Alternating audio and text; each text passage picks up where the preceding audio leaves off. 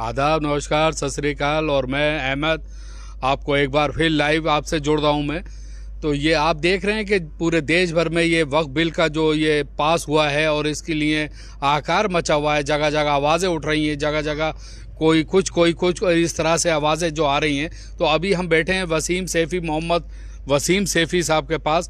इनका क्या कहना है वक्फ बिल के ऊपर। Welcome to MSS life care. अब MSS लाइफ केयर लेकर आया है एक जबरदस्त आयुर्वेदिक समाधान, ही स्टेमिना प्लस कैप्सूल, पुरुषों की खास देखभाल के लिए जो दे सेक्सुअल हेल्थ, आर्थराइटिस, कमजोरी, थकावट और इम्यून सिस्टम में मजबूती। क्योंकि इसमें मौजूद हैं कई शक्तिशाली जड़ी बूटियाँ जैसे गिंगो बिलोबा, शिलाजीत, योहिम्बे, जिंगसैंग, सफेद मूसली, मेका लेपिडियम, गोटोकोला और अन्य प्राकृतिक तत्व। आज ही MSS लाइफ केयर से जुड़ें और सिर्फ सेहत ही नहीं बल्कि अपनी फाइनेंशियल प्रॉब्लम भी दूर करें। MSS life care private limited के साथ ज्वाइन होकर आप एक अच्छी इनकम भी कर सकते हैं। तो देर किस बात की, आज ही अपना रजिस्ट्रेशन कराएं या विजिट करें हेड ऑफिस दिल्ली। और आज फिर आपकी राय जानने के लिए आए हैं आपके पास। क्या कहेंगे? आपका पहले तो स्वागत है जियान न्यूज़ के अंदर। आप सभी का मैं पहले तो शुक्रिया जियान न्यूज़ का करना चाहता हूं और सभी भाइयों को बहनों को मेरा बहुत बहुत सलाम। और ये जो बिल आया है ये मतलब मानने में तो लोग गलत इसके बारे में मार्केट में उड़ा रहे हैं कि ये मुसलमानों के लिए नुकसान का है ये बिल। वजह ये है कि नुकसान का बिल तो है ये, मगर ये उन लोगों के नुकसान का है जिन्होंने सिर्फ इस बिल को अपनी फ़ायदे के लिए इस्तेमाल कर रहे थे। ओनली 200 पीपल्स अब हमारे लोग जो है इस बिल के मालिक है इस प्रॉपर्टी के। और इतनी बड़ी प्रॉपर्टी है, अगर वो चाहते तो ये गवर्नमेंट उसमें वो नहीं कर सकती थी कि अगर गरीब लोगों को ये बांट देते और गरीब भाइयों के लिए स्कूल और हॉस्पिटल और सेंटर बहनों के लिए जहाँ सोशल काम मेरी बहनें कर लें, जहाँ इंडस्ट्रियल एरिया मुसलमानों के लिए, या क्योंकि वहाँ ये गरीब हिंदू भाइयों के लिए भी बनाते तो ये बात ना ही पैदा होती। आज भी दिल्ली में 25% ज़मीन DDA के पास है दिल्ली की और बाकी 15-20% वक्फ बोर्ड के पास है ज़मीन, मगर उस वक्फ बोर्ड की ज़मीन का सिस्टम से इस्तेमाल नहीं हुआ। यहाँ तक के ये अपोलो हमारा जो ओबराय होटल है, अपोलो हॉस्पिटल है, ये भी वक्फ बोर्ड की ज़मीन पे बना हुआ है, मगर इसका फ़ायदा नहीं उठाने दिया। अब ओबराय होटल है, 1 रुपया बताइए, ओबराय होटल की ज़मीन का किराया 1 रुपया है। बाकी पैसा कहाँ जाता है, कैसे जाता है, कैसे मिनिस्टर के पास पहुँचता है, ये समझे नहीं। अब उस जैसा होटल जो बिल्कुल पॉश एरिया में है, ऐसी जमीन बोर्ड की प्रॉपर्टी के क्या बात कर रहे हैं ये साहब, उवैसी साहब, जो उनकी रिपोर्ट आई है। अरे भाई साहब, सिर्फ 200 आदमी है वक्फ बोर्ड के मालिक जिन्होंने वक्फ की जमीन पे सारे खेल है, सारे सिस्टम है। अगर वही सिस्टम तरीके के और सलीके के होते तो आज ये बात नहीं होती।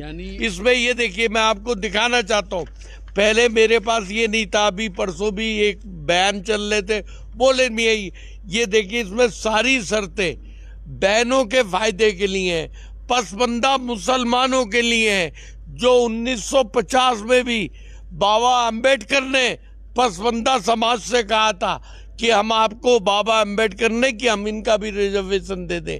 जहाँ एक हमारा धोबी भाई इलेक्शन लड़ सकता, वहाँ मुसलमान धोबी हमारा नहीं लड़ सकता। जहाँ हमारा पसमानदा समाज का और कोई भाई इलेक्शन नहीं लड़ सकता, मगर ST ST OBC में वो आदमी इलेक्शन लड़ सकता। तो ये डॉक्टर अम्बेडकर हमें भी चाहते थे कि हम भी आए, आज फिर वही चीज़ लाए। तो मेरा मतलब इस बिल से नहीं, ये बिल बहुत बढ़िया है। ये हमारी बहनों को रोजगार से भी जोड़ेगा, हमारी बहनों को सेंटर भी बनाने की बात करी है, हमारे हॉस्पिटल भी बनाने की हमारी उसमें बात करी है, और स्कूल भी बनाएंगे और कॉलेज भी बनेंगे ये वक्फ बोर्ड की जगह पे। तो मैं तो सिर्फ, मेरा और कोई मतलब नहीं इस बात को लेके, क्योंकि इनके बहकावे में पहले बाद में आना, पहले इस बिल को पढ़ लेना। मैं आज अपने सारे ग्रुपों पे इस बिल को डालूंगा और इसमें किसी को कोई बात हो तो वो बताए। ये सिर्फ आपको गुमराह करने के लिए है कि मोदी साहब मतलब गलत काम है। आप पहले से पढ़िए। आप ये देखिए कि पसमानदा समाज जो 90-95% है हमारे इंडिया में, आज उसके लिए अच्छे दिन आने वाले। उसमें ये 1-2% के लोग मतलब उसमें परेशानी तुम्हारे लिए लाएंगे। तुम्हें बहकावे में नहीं आना। पहले इस बिल को, इस कानून को जो पार्लियामेंट में और जो राष्ट्रपति साहब ने भी पास कर दिया, तो पहले आप इसे पढ़ना, उसके बाद में सोचना, किसी के बहकावे में नहीं आना। और इस ये आपके लिए फायदा। जैसे अरशद मदनी हैं, उन्होंने चुनौती दी है, वहाँ पे लगाई है गुहार सुप्रीम कोर्ट में। उनका कहना है कि भाई ये वक्फ बोर्ड की ज़मीन है, मुस्लिम संभालेगा, इसमें जो गैर मुस्लिम जो इसमें डाले जा रहे हैं वो क्यों डाले जा रहे हैं? वो औरों की प्रॉपर्टी, वो इसलिए ईसाइयों की है या सिखों की है या हिंदू गैर जो भाई हैं उनकी है, उसमें तो कोई दूसरा इन्वॉल्व नहीं है, तो इसमें ही क्यों किया जा रहा है? भाई अभी इनके ऊपर नकेल कसी है ना, एक के ऊपर, क्योंकि सबसे ज्यादा अगर इंडिया में बुरी फाइनेंस पोजीशन में है। ये एक पहले भी कांग्रेस पार्टी ने हमारा वो करवाया था, पहले संसद कमेटी जो थी, मेरे मुंह से अल्फाज सही निकले तो उसमें भी कि हिंदुस्तान में सबसे फाइनेंस में बुरी पोजीशन, सबसे नीचे दर्जे पे हम लोग हैं मुसलमान। ये सच्चर कमेटी की रिपोर्ट है, ये मेरी रिपोर्ट नहीं है, क्या रिपोर्ट है।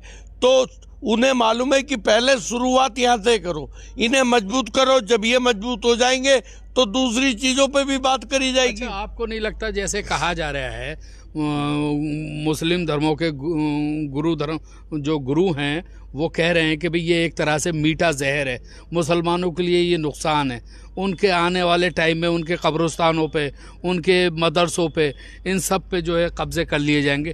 क्या आपको नहीं लगता? ये बिल्कुल नहीं लगता। इसमें साफ लिखा हुआ है, ये जो मेरे हाथ में है इसमें साफ लिखा हुआ है, जो हमारी मस्जिदें, जो हमारे कब्रिस्तान है, जो हमारे मदरसे हैं, उन पे कुछ नहीं होगा।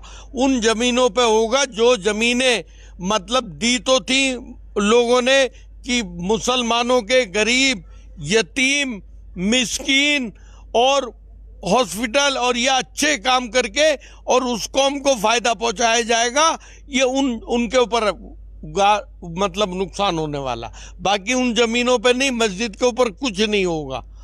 मतलब कब्रिस्तान का आपका कोई नहीं छेड़ा जाएगा। भाई ओवैसी साहब ने कहा कि भी जैसे यहाँ दिल्ली में पार्लियामेंट में एक मस्जिद है, उसके ऊपर केस चल रहा है, तो कल को उस पर जो है कह देंगे ये सरकारी ज़मीन है, ये वक्फ बोर्ड की नहीं है। इस पे क्या राय है आपकी? भाई मस्जिद तो रहेगी, चाहे सरकारी ज़मीन पे हो चाहे वक्फ बोर्ड की ज़मीन पे हो।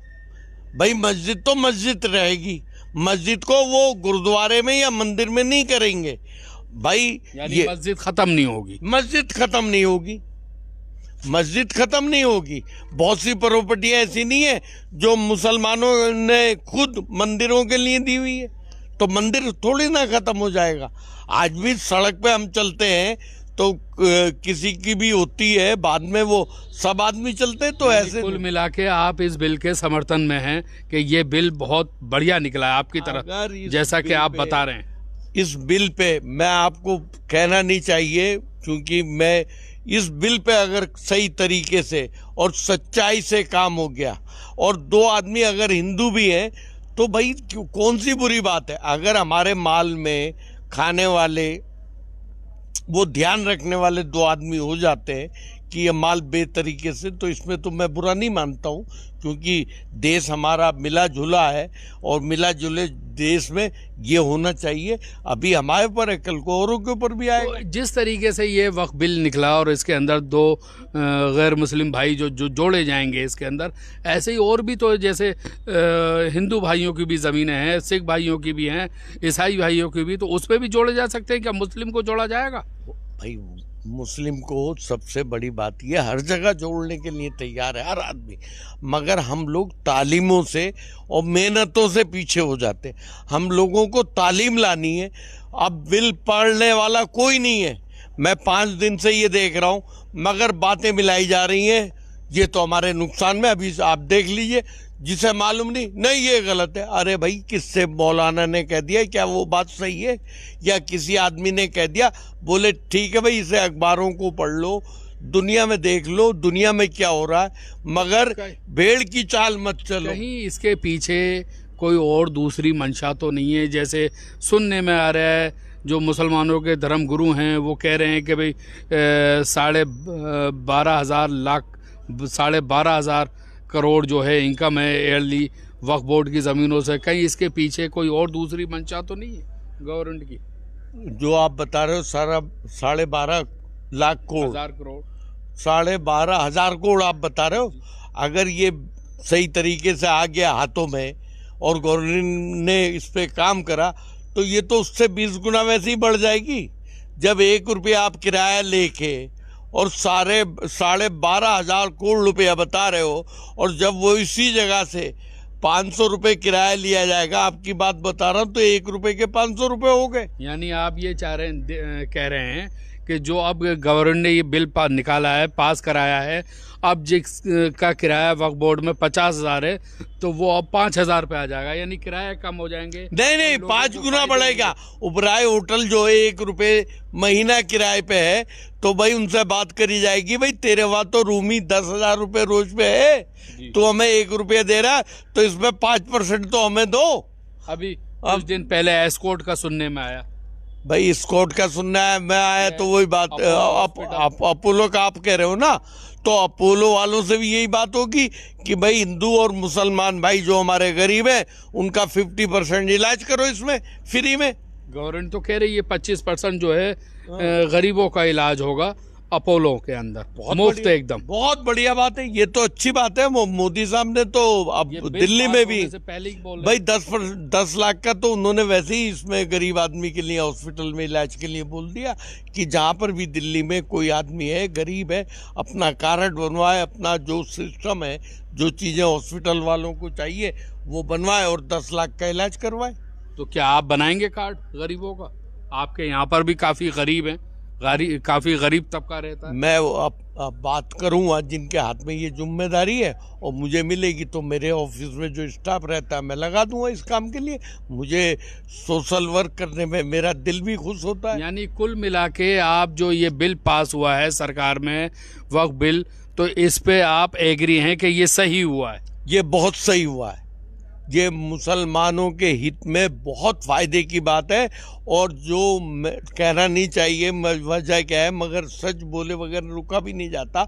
अब ये बिहार वाले जो तैयार हुए हैं वो इसी बात को कि भाई ये 4% नाराज होगा, 96% हमारे पास आएगा। यानी जो मुस्लिम नाराज हैं या मुस्लिम के धर्म गुरु जो हैं वो नाराज हैं, वो गलत नाराज हो रहे हैं आपके हिसाब से? बिल्कुल गलत हो रहे हैं, क्योंकि वो चंद आदमी है वक्फ बोर्ड के मालिक, और अगर वही प्रॉपर्टी वो सबको बांट देते और सब गरीब यतीमों को, बेवाओं को, अपने लोगों को बांट देते। वक्फ बोर्ड के मालिक कैसे हो गए?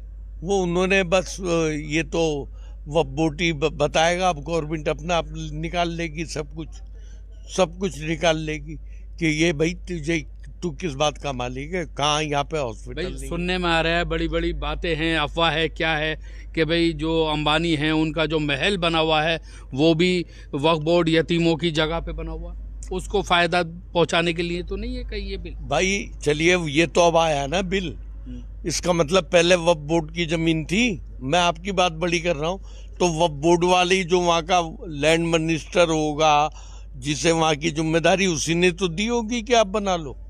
तो ये तो उससे पूछो वो पैसा कहाँ है जो उसने लिया है, कितना किराया तय करा।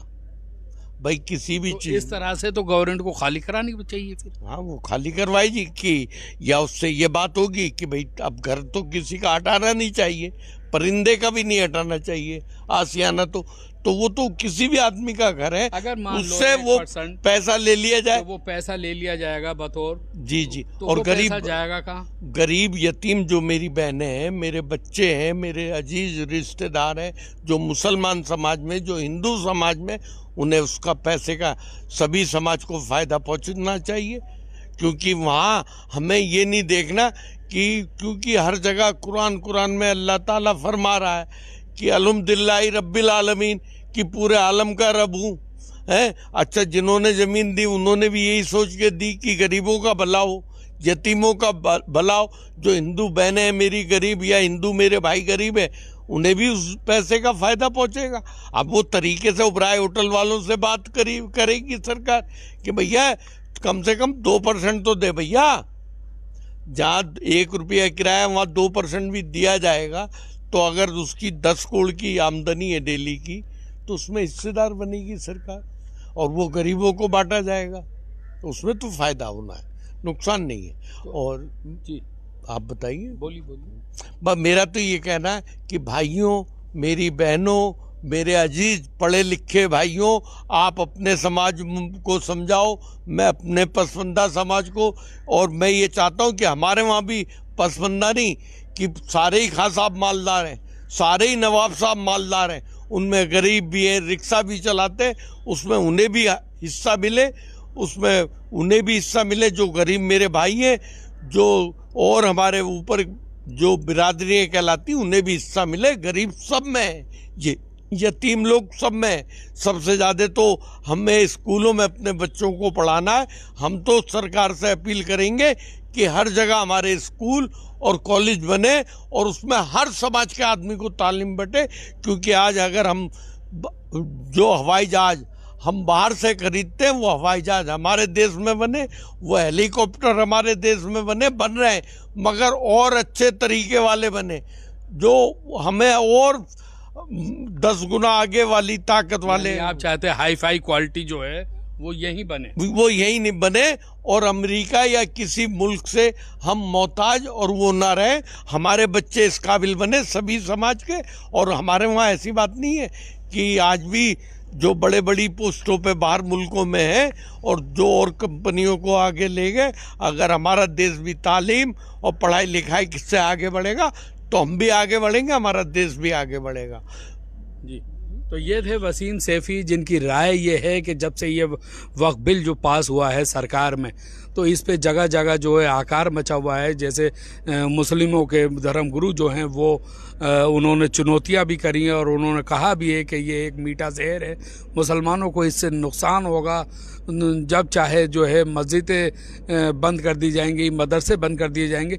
लेकिन यहाँ जो है वसीम सैफी जो हैं इसके हक़ में हैं कि ये कहते हैं कि ये जो वक्फ बिल पास हुआ है ये बहुत अच्छा है। इसमें जो है गरीब तबके को, चाहे वो हिंदू भाइयों में हो चाहे वो मुस्लिम भाइयों में हो, इससे लेकर सबको जो है फ़ायदा होगा। और ये जो एक प्रेस रिपोर्ट है, ये PIB की ये प्रेस रिपोर्ट है, ये निकाली हुई है। इसके अंदर सारे वादे किए हुए हैं, ये देख रहे हैं आप, मेरे हाथ में है। और अगर होगा तो मैं इसको फिर आपको उस पर भी डाल दूंगा। ये 5 पेज का है प्रेस रिलीज़, ये हुई हुई है PIB की। तो इसमें सारे वादे लिखे हुए हैं, किसको क्या होगा, क्या मिलेगा, किस तरह से मिलेगा। इसी के साथ मैं अहमद, ज़िया न्यूज़ एक्सप्रेस। जी, कुछ कहना चाह रहे हैं? मैं ये इतना कहना चाहता हूँ कि सड़कों पे नहीं आना, किसी के बहकाए में नहीं आना, इसे निकाल लो, पढ़ लो। और अखबार जो पढ़ने वाले हैं उनसे कहता हूँ कि सच बोलो, झूठ मत बोलो। किसी बच्चों का नुकसान या किसी के चोट ना लगे, पुलिस को सामने नहीं आना है। आपको अपनी तालीम की तरफ बढ़ना है और अपने देश की उन्नति के लिए सोचना है। इसी पे मैं अपनी बात ख़त्म करता हूँ। अस्सलाम वालेकुम। वसीम सैफी, दिल्ली। इसी के साथ मैं अहमद, ज़िया न्यूज़ एक्सप्रेस, दिल्ली, सरिता विहार।